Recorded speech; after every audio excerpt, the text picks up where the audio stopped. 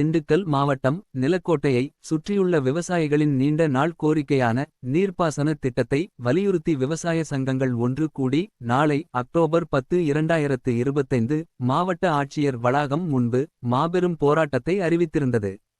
அதைத் தொடர்ந்து இன்று அக்டோபர் 9 2025 ஆத்தூர் வட்டாட்சியர் நிலக்கோட்டை வட்டாட்சியர் மற்றும் பொதுப்பணித்துறை அதிகாரிகள் மேற்படி விவசாய சங்கங்களை அழைத்து சமாதான பேச்சுவார்த்தை நடத்தினார்கள்.